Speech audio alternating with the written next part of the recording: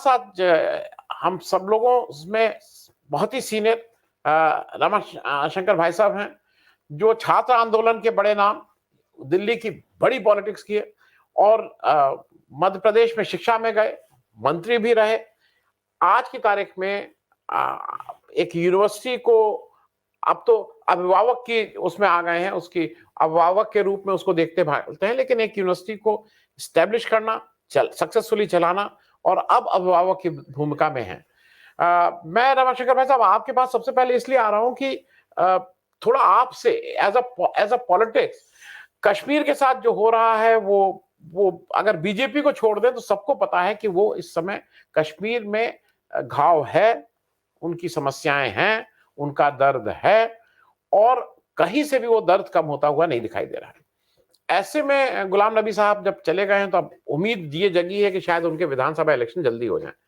इस पूरे परिप्रेक्ष्य में गुलाम नबी साहब के कश्मीर में कांग्रेस से निकल जाने के बाद आपको क्या लगता है, जो कश्मीर का जो विपक्ष जो भी वहां का इस समय है, चाहे वो महबूबा जी हो, चाहे फारूक साहब हो, उनके लड़के हों, ये पूरा कश्मीर के उस पे एक जरा आप कुछ समझाने की कोशिश करें हम लोगों को।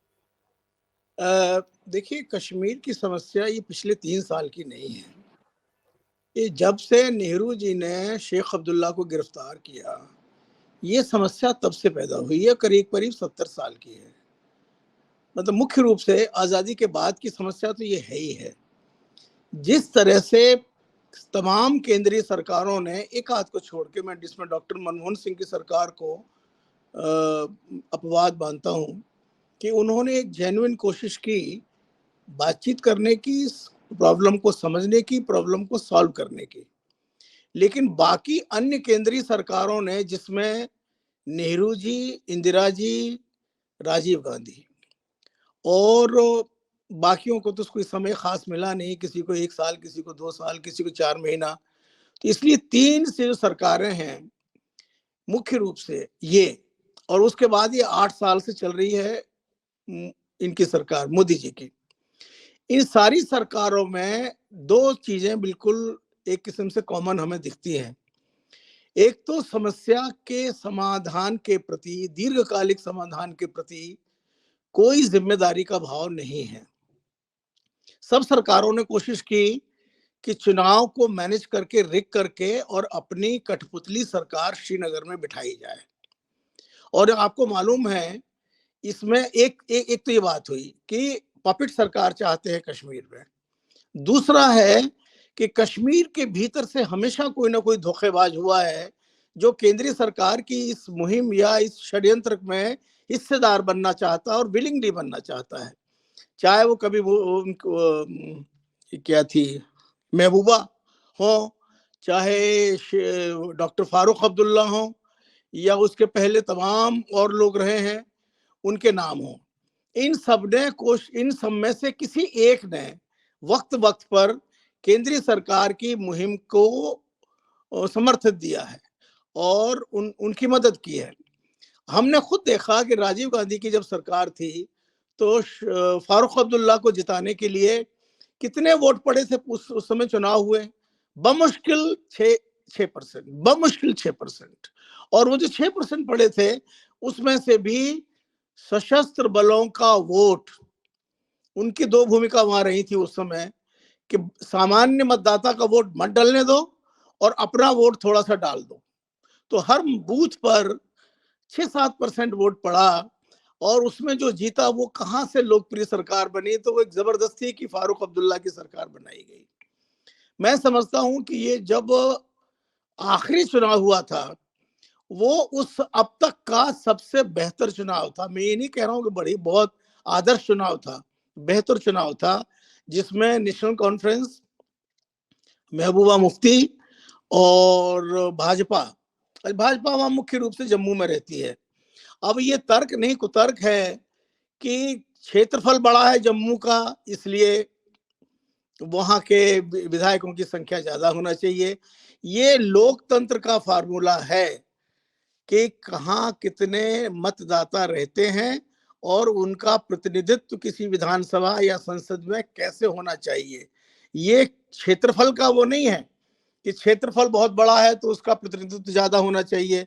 फिर तो इसमें अगर ये लागू हो गया तो बहुत सारे एक ऐसे क्षेत्र हैं जहां क्षेत्रफल बहुत ज्यादा है तो वहां से सांसद ज्यादा आने चाहिए, जैसे राजस्थान के उतने सांसद नहीं है। लेकिन छोड़ दीजिए उस बात को, भाई साहब मेरा कहना है एक लंबी समस्या है जी। मैं कह रहा हूँ लद्दाख, लद्दाख लद्दाख, हाँ सबसे बढ़िया लद्दाख।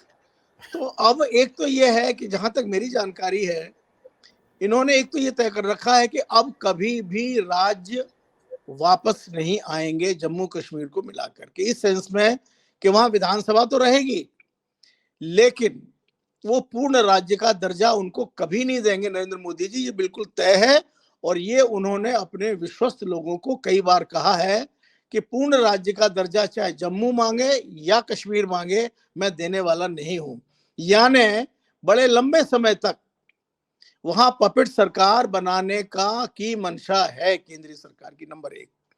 दूसरी बात यह है कि 70 साल से वहां के कश्मीरी लड़ रहे हैं। कभी ये बात सही है कि कभी वो पाकिस्तान के इशारे पर कुछ गुट लड़ते हैं और कभी पाकिस्तान का कोई इन्वॉल्वमेंट ना होकर के अपनी स्वयं की आजादी के लिए भी लड़ते हैं। अब मैं 3 दिन पहले एक वीडियो देख रहा था जिसमें मीर वाइज मस्जिद में जाना चाहते हैं अपने घर, उनके घर से मस्जिद बहुत दूर नहीं है, उस घर से और मस्जिद की जो गली है उसमें उनको वहां तक जाने के लिए रोक दिया, जबकि वो अकेले थे, कोई भीड़ नहीं थी, कोई समर्थक नहीं था, और उनको वहां नमाज पढ़ने के लिए मना किया गया है। कश्मीरी देखिए, कश्मीर जिस नौबत पर पहुंचने वाला है, आज वहां कितनी फौज पुलिस है मुझे नहीं मालूम है आज का फिगर, लेकिन एक समय था जब 370 लगाया था तो 10 लाख से लेकर 11 लाख के बीच में सशस्त्र फौज थी। यानी हर 6 या 5 कश्मीरी के ऊपर एक फौज वाला, एक बंदूक वाला। तो इस तरह से तो कोई भी प्रांत, कोई भी प्रदेश किसी भी देश में जबरदस्ती रखना हो तो बात अलग है, वरना नहीं रह सकता है। ये आज नहीं तो 2 साल बाद, 10 साल बाद, 20 साल बाद इसका कोई ना कोई दीर्घकालिक अच्छा सॉल्यूशन जो सबको मान्य हो करना पड़ेगा। अब गुलाम नबी आजाद क्या है, कांग्रेस छोड़ गए, उससे कोई मतलब नहीं है। उनको एक फेस मिल गया, मोदी जी को एक फेस मिल गया कि कश्मीर में इनके पास फेस नहीं था, कोई चेहरा नहीं था जिस चेहरे पर चुनाव लड़ते, क्योंकि मुफ्ती महबूबा के साथ इनका प्रयोग विफल हो गया। ये जानते थे या इनको जानना चाहिए था कि अटल बिहारी वाजपेयी तक ने खुफिया सूत्रों की रिपोर्ट के आधार पर महबूबा के साथ मंच शेयर करने से मना कर दिया था, क्योंकि अटल जी को यह सूचना थी, जो कि सच्ची सूचना थी, कि महबूबा के आतंकवादी गुटों के साथ रिश्ते हैं, उनका मिलना जुलना है। वो ये तो मानते थे कि इनके जो पिता थे सईद साहब, उनके नहीं है लेकिन महबूबा के थे। तो महबूबा को उन्होंने वंचित किया, उसका निषेध किया कि ये मंच पर नहीं आएंगे, इनके पिता आएंगे मेरे साथ। और एक बार जब सभा हुई श्रीनगर में तो अटल बिहारी और मुफ्ती साहब बैठे, महबूबा को मंच पर नहीं चढ़ने दिया गया। इनको तो सारी खबर है, इन्होंने तो 370 लागू करने के पहले पूरे कश्मीर की खुफिया रिपोर्ट ली होगी, तो इनको पता है कि वहां ये अपने दम पर जम्मू में तो जीत सकते हैं, कश्मीर में कभी नहीं जीत सकते हैं। लेकिन मैं फिर कहना चाहता हूं कि गुलाम नबी आजाद की वहां कोई जन स्वीकार्यता नहीं है, वो चेहरे बने रहेंगे। और जैसे फारूक अब्दुल्ला को केंद्र सरकार ने जिता दिया, ऐसी इनकी पार्टी को वो जिता सकते हैं। अरे जब वो रामपुर में एक 100% मुस्लिम मतदाता के बूथ पर 7 वोट डलने देते हैं तो कश्मीर कहां लगता है। जी, कश्मीर जी। में जो इंदिरा गांधी और राजीव गांधी ने किया उसका रिपीट करने में नरेंद्र मोदी को कोई तकलीफ नहीं होगी। जी, और इस तरह से वो घाव जो है 70 साल का, वो जगह जगह से ऐसा रिस रहा है कि मुझे कई बार ये शंका होती है कि दुर्भाग्य से कभी ऐसा न हो कि राजनीतिक परिस्थितियां ऐसी बने कि वो राज्य हमेशा के लिए आतंकवाद की गिरफ्त में चला जाए, जो कि बहुत दुर्भाग्यपूर्ण होगा। एक डॉक्टर मनमोहन सिंह ने जरूर एक रास्ता निकाला था, और वो काफी दूर तक धीरे धीरे धीरे धीरे, जैसे कि उनकी शैली थी काम करने की, धीरे धीरे वो चले थे और काफी दूर तक बात हुई थी, लेकिन वो सरकार नहीं रही तो वो बात खत्म हो गई। तो गुलाम नबी आजाद के जाने से उन्हें सिर्फ एक चेहरा मिला है, उनको सिर्फ एक चेहरे की तलाश थी। उन्होंने 2-3 चेहरे ऐसे लिए, लेकिन वो बहुत छोटे और स्थानीय थे। गुलाम नबी उनको एक चेहरा मिला, और वो जी चेहरा को जिताने के लिए, चाहे उनकी घाटी में कैसे भी 10-20 सीट भी आ जाए, 5-10 सीट भी आ जाए, वो उस चेहरे को जम्मू के साथ मिला करके लोगों के सामने ये पेश करेंगे कि लोकप्रिय सरकार बन गई है। और ये जैसा कि जाहिर है, पिछले 50 साल से हम देख रहे हैं, बल्कि 45 साल से तो मैं देख ही रहा हूं कि Ghulam Nabi, I am sorry to से, कांग्रेस में जैसी भूमिका निभाते थे, एक दास की, आदेश मिलने पर जो आदेशित हो वही किया जाए, वही भूमिका वो श्रीनगर में अब निभाने के लिए तैयार हो गए। रमाशंकर भाई साहब, मैं जरा आपसे एक चीज और समझ लूं। जैसा एक जनरल लोगों को यह है ना कि जम्मू में बीजेपी जीत जाएगी और कश्मीर में मतलब वैली में हार जाएगी, लेकिन मेरे बहुत से मतलब मैंने इधर बहुत बात किया है, मैं लगातार कश्मीर से संपर्क में हूं। एक जम्मू में भी एक एंटी इनकम्बेंसी आ गई, क्योंकि अभी सीधे सीधे डायरेक्ट ये माना जा रहा है कि केंद्र सरकार ही सरकार चला रहा है। महंगाई ले लीजिए, या अभी जो कश्मीरी पंडितों का भी मामला हुआ, जिस तरह से जो जो उनको सपोर्ट मिलना चाहिए था उस तरह का सपोर्ट नहीं है। तो ये हो सकता है कि जम्मू में उनको कोई चैलेंज करने वाला ना हो, लेकिन जम्मू में भी एक डिससेटिस्फैक्शन लेवल है। तो आपको कहीं लगता है रविशंकर भाई साहब कि ये बिल्कुल टेकन फॉर ग्रांटेड है कि जम्मू को बीजेपी स्वीप करेगी? नहीं, वो टेकन फॉर नहीं है, लेकिन अगर वहां वैक्यूम होगा विपक्ष का, आप एक उदाहरण से समझ लीजिए कि पिछली बार गुजरात में बहुत जबरदस्त लड़ाई लड़ी कांग्रेस ने, और बहुमत के करीब करीब, लेकिन उसके बाद से आज चुनाव आ गया है, मतलब करीब करीब 5 साल हो गए हैं। कांग्रेस पार्टी वहां डिफंक्ट है। जो ये जोड़ो यात्रा चल रही है, ये भी गुजरात से नहीं गुजर रही है, और वहां राहुल गांधी पिछले 4.5 साल से गए नहीं है। तो अगर वहां पार्टी रहेगी ही नहीं, बूथ पर कोई वोट मांगने वाला लेने वाला नहीं होगा, तो कहां से आप उसका फायदा उठाएंगे? यही जम्मू की हालत है। जम्मू में आप देख लीजिए पिछले दिनों का रिकॉर्ड, जम्मू में जो कांग्रेस का नेतृत्व है वो आखिरी बार कब गया था, तो आपको पता चलेगा कि वो तो 4-6 साल पहले गया था, गया ही नहीं। वहां के लोगों से इनका कोई संबंध बचा नहीं है। कांग्रेस पार्टी के कार्यकर्ता दर दर भटकते रहते हैं, और वो एआईसीसी में उनसे कोई मिलने को तैयार नहीं होता है, और मिलता है तो चाय पी के वापस आएगा, काम कुछ नहीं हो सकता है, संगठन का कोई बात नहीं होगी। तो अगर कांग्रेस पार्टी ने आत्महत्या का तय कर ही लिया है, जो कि मैं निश्चित हूं कि देखिए अगले 10 साल में कांग्रेस पार्टी ओझल हो जाएगी, तो अब वो वही जम्मू में हो रहा है, वही गुजरात में हो रहा है, और बहुत से राज्यों में मैं देखता हूं कि वहां कोई चिंता, गंभीर काम, सोच विचार कि चुनाव आएगा मैं क्या करूंगा, इसका नहीं है। अब अगला चुनाव सन 24 में है।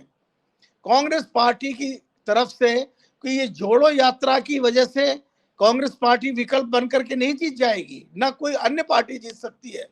जो विपक्षी गठबंधन चाहिए, जो वोटों का बंटवारा रोकने की रणनीति चाहिए, वो बिल्कुल जीरो है, कहीं है ही नहीं। राहुल गांधी आज इस हालत में पहुंच गए हैं कि वो किसी भी क्षेत्रीय विपक्षी पार्टी से बात करने को तैयार नहीं है। ये तो आप समझ लीजिए कि भला समझिए कि सोनिया गांधी ने महाराष्ट्र में सरकार बना दी, राहुल गांधी तो खिलाफ थे कि महाराष्ट्र में हमें शिवसेना के साथ गठबंधन नहीं करना चाहिए। सोनिया गांधी ने बिहार में स्थिति को ठीक कर दिया, राहुल गांधी तो इस पक्ष में नहीं थे। तो राहुल जो है, मैं अक्सर मजाक में कहता भी हूं, गांधी जी तुम्हारा सपना अधूरा, राहुल गांधी करेंगे पूरा। ये राहुल गांधी का जो एटीट्यूड है, जिसके वो एटीट्यूड ऐसा है कि वो पार्टी को जाने अनजाने, चेतन सचेतन या जैसे भी हो, वो पार्टी को खत्म कर रहा है। पार्टी नाम का संगठन कहीं नहीं है। इसके साथ ही जोड़ लीजिए कि भाजपा संगठन उसकी चुनाव की महामशीनरी, उनके पास फंड्स, उनके पास बूथ लेवल का संगठन जहां पार्टी है वहां इतना सक्रिय रहता है कि मेरा अपना जो मैं समझता हूं, जमीन पर देखता हूं कि 5 से 7-8% तक की एंटी इनकम्बेंसी के शॉक को एब्जॉर्ब कर सकता है। किसी भारत में कोई ऐसी पार्टी नहीं बची है अब जो 5 to 8% एंटी इनकम्बेंसी के शॉक को एब्जॉर्ब कर सके, वो करते हैं। तो अगर जम्मू में बहुत बुरी भी हालत रहेगी तो भी जम्मू में भाजपा एक सशक्त शक्ति रहेगी। लेकिन अगर वहां कांग्रेस पार्टी, आप देखना जैसे जैसे चुनाव आएगा गुलाम नबी भी जम्मू में मजबूत होते जाएंगे, क्योंकि लोगों को दिखेगा कुछ नहीं कि कहां जाए तो गुलाम नबी के पास जाएंगे। जितना वोट काटना है कांग्रेस का उतना गुलाम नबी की एक फर्जी कागजी पार्टी काट लेगी और कांग्रेस पार्टी हार जाएगी। ये है पूरा गणित।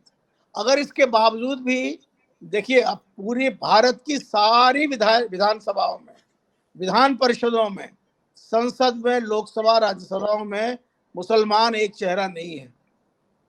और अंतर्राष्ट्रीय राजनीति की, कूटनीति की ये जरूरत है कि कम से कम एक बहुसंख्यक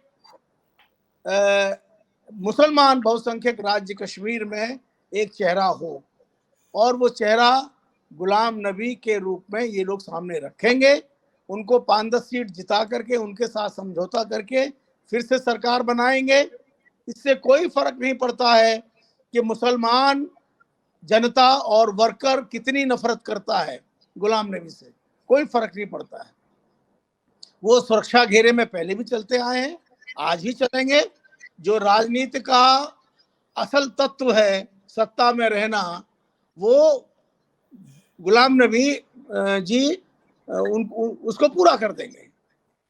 मोदी सरकार का जो ये है कि भाई हम किसी तरह से हर जगह सरकार में रहें, तो वो पूरा कर देंगे। इतना ही उनका रोल है, इसके अधिक रोल नहीं है।